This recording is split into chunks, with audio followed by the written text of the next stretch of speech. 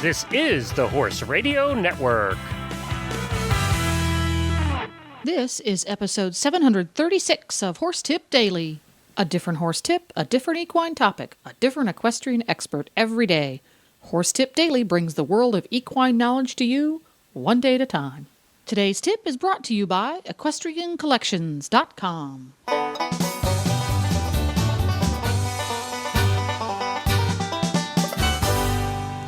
Hi, Coach Jen here, and thanks for tuning in to Horse Tip Daily. Today's tip is an excerpt from thehorse.com's weekly horse health report on the Horses in the Morning Show, episode 573. The Hit'em crew gets together with Michelle Anderson and Amy Gill for an interesting talk about nutrition for senior horses. But first, a word from today's sponsor.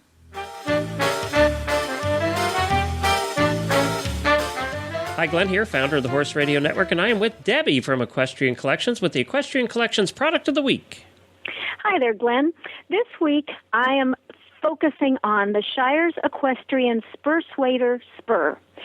This idea, I thought it was so unique. I met the owner of this company at an expo in Virginia, and she said, "Come over here." And she pushed this thing against my arm, and she said, "Feel the difference." And it was so dynamic that I got one right away, and my horse loves it. What it is the part that goes against the horse is like a quarter size, thick, round area. So instead of poking, you're actually pushing. And I think it really does a good job, especially with young horses, because it gets the idea across. You push away from the leg. And also, it's great for beginners because beginners don't have to worry about poking their horse all the time. It's just a great product, and my trainer really, really liked it. And not only does it come in English, but it also comes in Western. And we have both of those on our site at www.equestriancollections.com. We've been following these since they came out, and my wife doesn't use anything else. All she uses is the Spur Swader, so I highly recommend it from our side as well. And that's you can just search for Spur Swader or a Shires Equestrian Spur Swader at equestriancollections.com.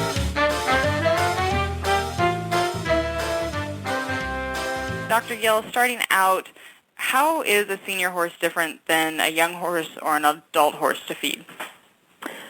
Well, there's a couple major issues, and the two probably most prominent ones are dentition, the quality of the teeth that are left, because the horse constantly erupts their teeth throughout their life until there's very little left. So the older the horse lives, the lower and lower the teeth get, into the point where eventually there's nothing or not very much left. So it compromises the initial stages of digestion. So even if you're feeding a horse really good quality hay and a concentrate or supplements, it may not get fully digested because it's not getting broken down correctly from the very beginning stage of digestion, which is chewing the food.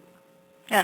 So a lot of people are concerned about older horses quitting or hay or feed coming out of their mouth and just not being able to swallow it. But you're talking about the actual mastication of the feed to start the digestion and that's process. what leads to quitting and that sort of thing. So the key, and then the second problem, of course, is that their digestive tract is a little bit worn out too. So it's not, even when the good quality nutrients are broken down and they're available, they may not absorb them correctly or as in very much quantity like they used to as a younger horse.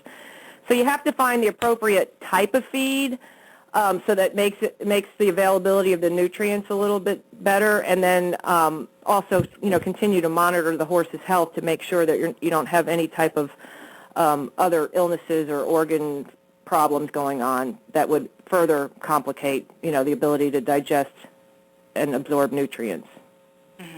And we put this up on Facebook that we were going to be talking about this topic, and we got several questions in from Facebook fans.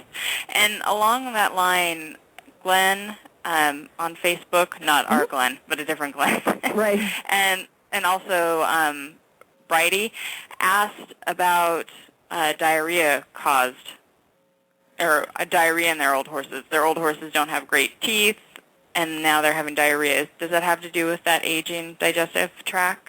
Yeah, it probably has more to do with disruption to the hindgut and the imbalance in the microbial population there. And the best thing to do for an older horse that has chronic diarrhea, of course, I always recommend everybody, check with your vet and have some blood work drawn to make sure that there's not some specific health reason why the horse has diarrhea. But if you rule everything else out and it really just seems like maybe there's just some hindgut dysfunction, a really good equine-sourced probiotic is the best thing to do on a daily basis. That'll help the horse to reestablish the normal populations that should be there if he or she is not able to do that anymore.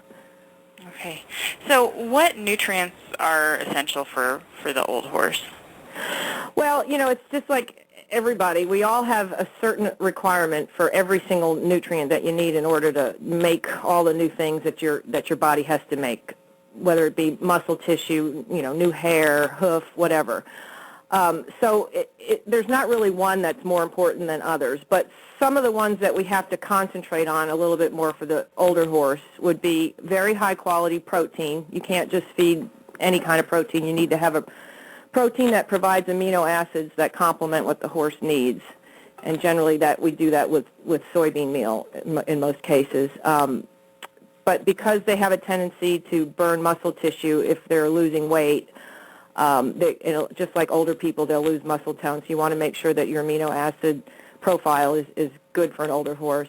And then there's some minerals, like phosphorus, for example, that's generally absorbed out of the large intestine. And again, large intestinal function can decrease in an older horse. So we have to make sure that we have not just the right amount of phosphorus, but a good quality phosphorus that's highly absorbable. And, again, vitamin C is another one that we look at. Normally you don't supplement a young, healthy horse with vitamin C. They can make that themselves from glucose in the liver. But an older horse that may have a little bit lower liver function probably will benefit from having some vitamin C in their diet. And, again, that's, really basically looking at the organs and the systems in the horse just not functioning up to 100% anymore. Now, the next question I had on my list was, what are the biggest concerns people should have when it comes to the old horse and nutrition? But on Facebook, everyone's responses kind of sums it up. Their horses are either too thin or too fat. I was just going to say the exact same thing. You either go one way or the other, and it's the same in people. You either end up too skinny or too chubby, and that is the key thing. And for the horses that are thin, obviously, again, looking at the type of feed that you're using, make sure it's something that's very easy for the horse to chew. And again, processed feeds here may be the way to go. A pelleted product is already ground up. The horse really, all it has to do is just be able to swallow it, and you can facilitate that by adding water to it. And there's many old horses that live off just kind of a mushy mash made out of balanced pellets that are high in fiber. And again, the key there is you have to have enough fiber so that the horse doesn't even have to actually eat any kind of long stem hay. The fat horses, the biggest problem is we all have a very sedentary lifestyle, and our horses do too now. And so there the key is to make sure that you're not feeding very high-calorie feeds at all, and watching pasture, especially, in the regions where there's very good pasture, like Kentucky. Sometimes the pasture is almost too good for some of these old guys that have gained too much weight. So you've got to be able to either set them up with a grazing muzzle, or a dry lot, or really try to increase the exercise. And then look for feedstuffs that are designed for overweight horses. Mm-hmm. So I was just reading through our AAUP coverage that'll be coming out here pretty soon, and I saw a great quote from one of the presentations that our horses have turned into apartment dwellers. They have, and I always remind people, I mean, it's really sad, but if you look at they did a study not too long ago of the BLM horses, and they put pedometers on them, and the stallions walked somewhere around 45 to 60 miles a day, and the mares and foals were close to that. That's not even near what any of our horses do, and there's regions in the country where horses live in, a 12 by 12 or 12 by 24 run out, and that's it. So they have not evolved past needing, 40 to 50 miles a day of exercise, browsing and grazing on low-quality feedstuffs to obtain their nutrient requirements. So we've changed all that, and in a lot of cases what we're feeding is just we have to, in some cases, feed certain things in order to maintain good quality health, but in a lot of cases, the caloric density of these foods is just too much. So that's why I'm saying, there's a lot of research going on of trying to find feeds that are suitable for these horses that are overweight, and, of course, then the other problem is you end up with insulin resistance, which is a big issue in horses as well. Yeah. So another issue with these overweight horses is Cushing's, and I think it's one out of 3 horses when they're old will end up with Cushing's. Yeah. So what recommendations do you have for people who are dealing with insulin resistance or Cushingoid horses? Well, and again, I think the Cushing's is more of an age-related thing, but it may be that the horse has been fed very high-quality, high-starch and sugar feeds all along. So don't wait until your horse is old to start worrying about feeding lower-starch products. Probably ought to start thinking about it as soon as you get the horse, or if you breed the horse, you ought to have a good plan in place at conception almost. I mean, the mare should be maintained on lower starch and sugar feeds. That's probably the biggest thing you can do for the long-term health of the horse and avoiding insulin resistance is starting before any type of clinical symptoms are showing. As far as Cushing's is concerned, there's a clear difference between Cushing's and insulin resistance. If it's a true Cushing's horse where there's a problem with the pituitary gland and you have elevated cortisol levels and it's been diagnosed by a veterinarian, there are medical treatments that need to be done to that horse. If it's truly just IR and there's no involvement with the pituitary gland, then it can be managed through dietary means. But there's a clear difference between Cushing's and just insulin resistance or metabolic disease, and you have to work with a veterinarian to determine if the horse needs to be medicated. Okay. And we have a question from Rebecca Hupfeld that came in on Facebook, and this happens a lot to people who move their horses around. So she has a 20-year-old horse that was on senior feed. She moved barns, and now her new stable feeds a completely different feed. Is her horse okay? Is it okay for senior horses to be on feeds that aren't packaged for senior horses? Yeah, I mean, it's just the individual. If it's a horse that has really great teeth still at age 20 and no medical issues and its body condition is good and there's really no specific problems with the horse, then you don't have to feed it a senior feed. The senior feeds are really designed for horses that are starting to have problems with chewing and nutrient absorption. So, or insulin resistance, that type of thing. If it's a relatively healthy 20-year-old that doesn't have very many issues at all, really, as long as it's doing well on the new feed, I would say that that's fine. Okay. And I want to go back to those old horses that are struggling to keep weight on, especially during the winter. I think you guys have a bunch of ice in Lexington this morning. Oh, yeah. From what I've heard. Nice out here. Yeah, and we've been awfully cold where I am in Oregon also. What is the best way to keep weight on your skinny old horse during the winter? Well, the best way to do that is to go into winter in good condition. It's very difficult to get condition during the winter. So make sure that before the cold weather hits or the nasty weather hits or whatever, that your horse is, cranked up weight-wise as good as possible. And then not having to deal with elements is probably the number one best way to keep an older horse from losing weight. Don't subject it to, standing outside in icy weather. It should always have hay in front of it at all times, 24/7. And just, kind of pamper that horse a little bit if it has a tendency to lose some weight in the winter. And the best thing you can do is to avoid shivering and cold. That's going to burn the weight off faster than anything else. So blanket, bring the horse in when the weather's bad, and make sure there's hay in front of it at all times, and then pick an appropriate concentrate that's high in calories, preferably not through starch, but through soluble fiber, things like beet pulp and rice bran and alfalfa meal, and fat. Horses tolerate quite a bit of fat in their diet. It's very dense in calories, and it works really well for maintaining weight in horses that tend to lose condition easily. Do you have a preferred fat source that you recommend? Yeah, one of the newest products that I've been kind of checking out comes from palm fat. It's actually a fat that's solid at room temperature.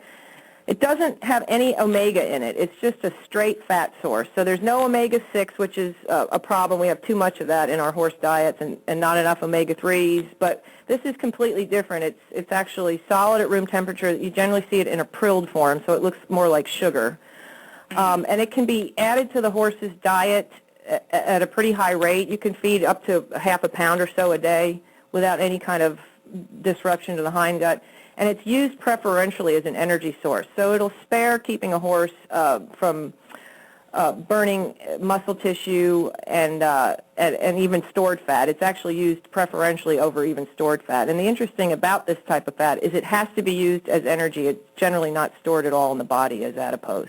So it's a very interesting product that's come along, actually originated in the dairy industry for very high-end producing cows that tend to lose muscle condition as well. Okay. And then with these old horses, oftentimes they'll go from being leader of the pack to bottom rung. Oh, yeah. Yeah. So what can we do about those old horses that are being run off their feed by the young whippersnappers? Well, nobody's going to want to hear this, but the only way to do that is to feed that horse separately. It either needs to go in a little pen by itself when it eats or be brought into a stall. There's nothing you can do about the rearrangement of the pecking order once that occurs. And they will never get what they're supposed to eat if they're getting run off. So the only option to do it correctly is to make sure that horse is not bothered by anybody else during its entire feeding session. I had I had three brothers growing up, and we had the same problem. I should have been separated. I would have gotten more food. It transcends all species, doesn't it? Yeah. Oh, our poor old horses. Yeah, I know. It's a lot of work to do it right. You know, I always say that, nothing in life is worthwhile is easy. And, for old guys that are, not getting what they're supposed to anymore because somebody else is grabbing it, you just have to figure out a way to keep everybody else away. Well, thank you, Dr. Gill, for answering our questions. Oh, you're very welcome. There's lots of nutrition questions out there. I know. I'm glad. That's good. It's been a long time coming, but people are really starting to recognize there's a lot more we can do through nutrition. And for anyone who's interested in optimizing the health of the geriatric horse, that webcast that Dr. McFarland did in December is archived on thehorse.com. You can go under video and then webcast, the most recent one. It's really, really good, and I say that about all of our stuff. But this one, this one was just really exceptional. I know that I learned a lot going through the process of creating the webcast with Dr. McFarland, so it's great information. Well, there you go.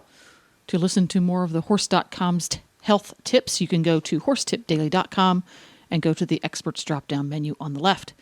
If you love listening to the Horses in the Morning gang, putting in their 2 cents on horse health topics and everything else horse, tune in to horsesinthemorning.com every day for your fix of up-to-the-minute horse health information, great interviews, and headlines.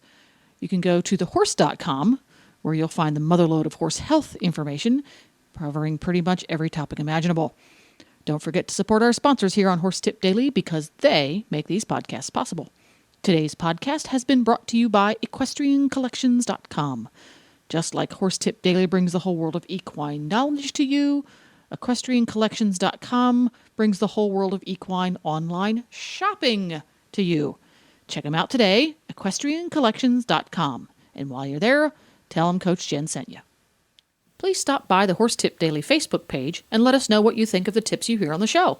It's also a great place to tell us about topics you'd like to hear us cover on the show. You can subscribe to all the great shows on the Horse Radio Network through iTunes or Zune and get your horse podcasts automatically downloaded to your iPod, Zune, or MP3 player. You can also listen to the shows right on Facebook. The player's right there every day. I'll be back again tomorrow with another new expert and a different horse tip. Until then, go ride your horse. The Horse Radio Network and the Horse Radio Network hosts are not responsible for statements of guests or their opinions. Use your own judgment when listening to the tips provided by the experts on Horse Tip Daily.